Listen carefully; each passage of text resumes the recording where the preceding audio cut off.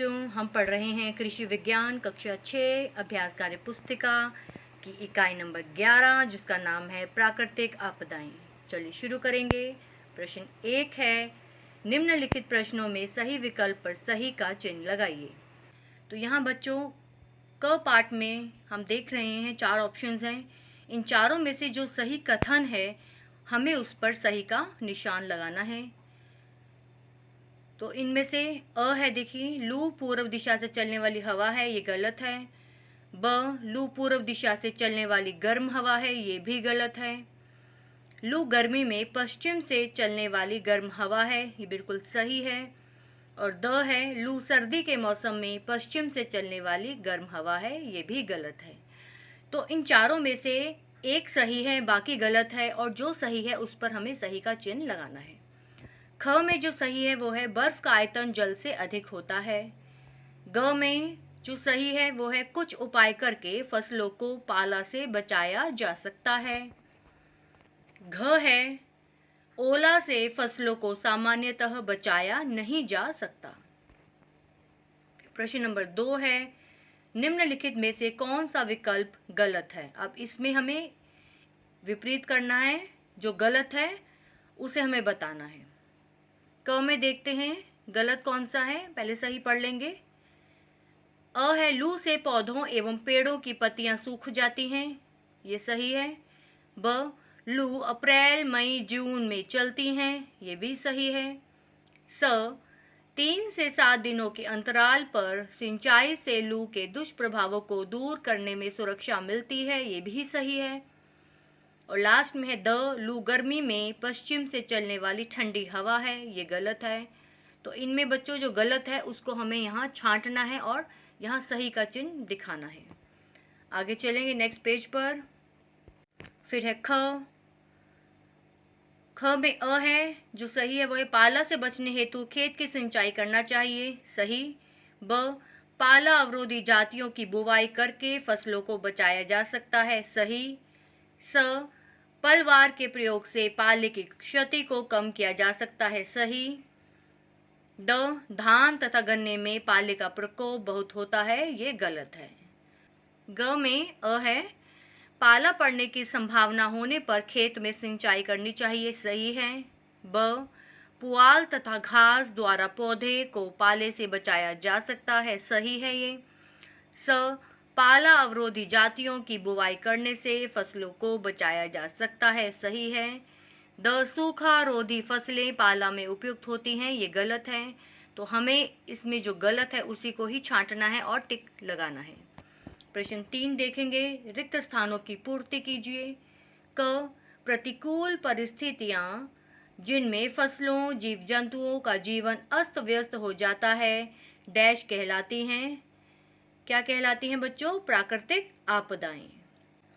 ख है, गर्मी के मौसम में पश्चिम दिशा से तेज चलने वाली गर्म हवा को डैश कहते हैं। क्या कहते हैं? लू कहते हैं। ग, सर्दी में जलवाष्प का पौधों एवं अन्य पदार्थों के ऊपर सीधे बर्फ के रूप में जमने को डैश कहते हैं, पाला कहते हैं। घ है, जलवाष्प पहले जलकण के रूप में बदलता है, फिर जलकण ठोस बर्फ के रूप में बदलकर जमीन पर गिरता है। इन ठोस बर्फ कणों जमीन पर गिरने को क्या कहते हैं? ओलावृष्टि। नेक्स्ट है अण, अतिवृष्टि के कारण नदियों का जल स्तर बढ़कर अनियंत्रित होने की स्थिति को डैश कहते हैं, बाढ़ कहते हैं।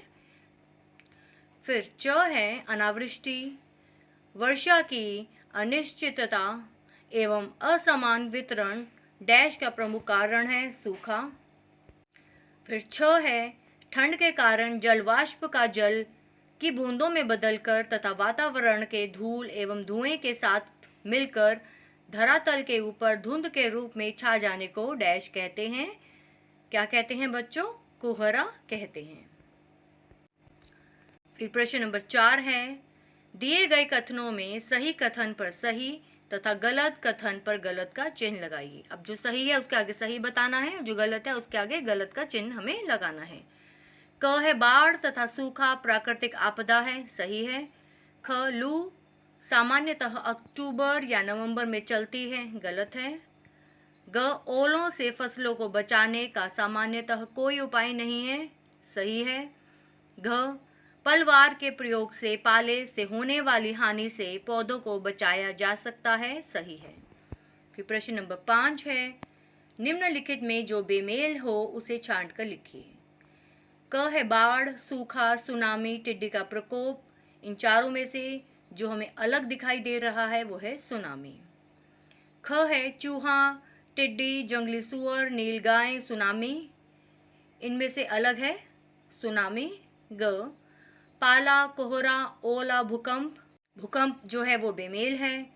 घ है भूकंप, सुनामी, बाढ़, चूहा।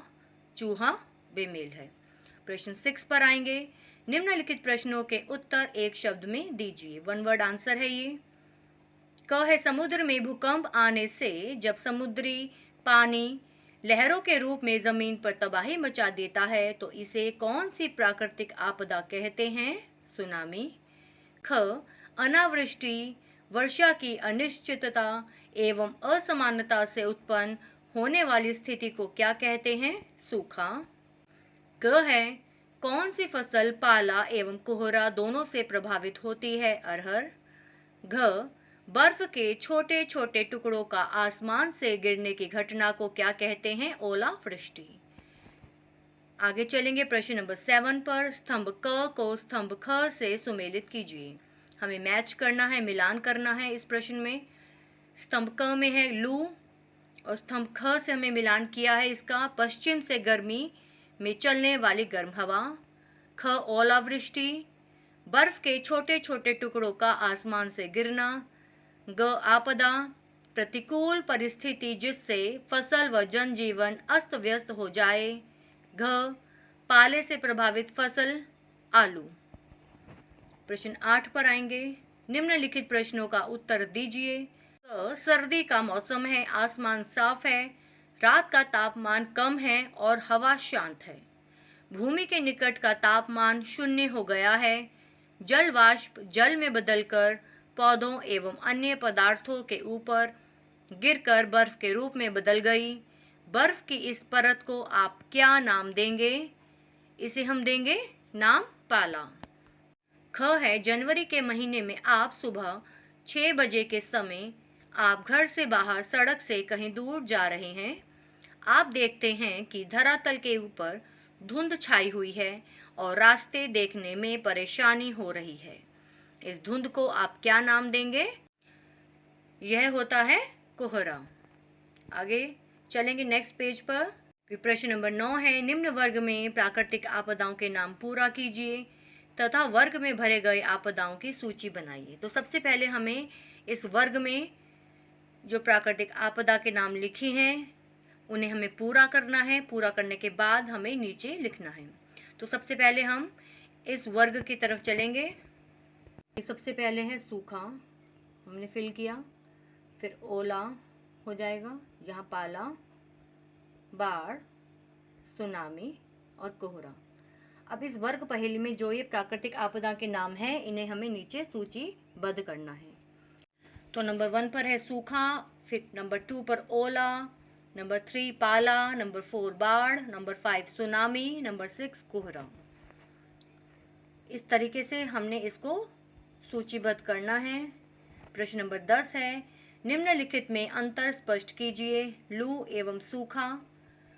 सबसे पहले लू की बात करेंगे। गर्मी के मौसम में पश्चिम दिशा से चलने वाली गर्म हवा को लू कहते हैं। फिर सूखा, अनावृष्टि, वर्षा की अनिश्चितता एवं असमान वितरण से सूखा पड़ता है। ख, पाला एवं ओला। पाला क्या है? ठंड में वायु में जल वाष्प की मात्रा बहुत कम हो जाती है। रात को भूमि के निकट यह सीधे बर्फ के रूप में पेड़ पौधे पर जम जाती है। ओला, अधिक ठंडक होने पर वर्षा जल कण ठोस रूप में बदलकर बर्फ के रूप में जमीन पर गिरते हैं, जिसे ओला कहते हैं। फिर ग है कोहरा एवं बाढ़। कोहरा, धरातल से ऊपर ठंडक के कारण जल वाष्प बूंदों में बदलकर वातावरण में धूल व धुएं से मिलकर बादल जैसा आवरण बना लेते हैं, जिसे कोहरा कहते हैं। बाढ़ बरसात के मौसम में लगातार भारी वर्षा के कारण नदियों का जल स्तर बढ़ना व जल भराव होना, इसी को हम बाढ़ कहते हैं। प्रश्न नंबर 11 है, पाठ में दी गई आपदाओं पर छोटे छोटे निबंध लिखिए। तो यहाँ हमने लिखा है सेम एज अबव। क्यों? क्योंकि देखिए, जितनी भी प्राकृतिक आपदाएं इस पाठ में आई हैं उन सभी को हम ऊपर ही डिस्कस कर चुके हैं। आप उनको सभी को फिर से डेफिनेशन के रूप में नीचे लाइन बाय लाइन लिख सकते हैं, इसलिए ये आपको स्वयं करना है। तो बच्चों, इसी के साथ ये पाठ यहीं पूर्ण होता है, और पाठ पूर्ण होने के साथ ही ये जो बुक है आपकी कृषि विज्ञान अभ्यास कार्य पुस्तिका, ये भी कंप्लीट होती है। बच्चों, आप इसे ज़्यादा से ज़्यादा लाइक कीजिए, शेयर कीजिए और चैनल को सब्सक्राइब कीजिए ऐसे ही वीडियोस के लिए। थैंक यू बच्चों।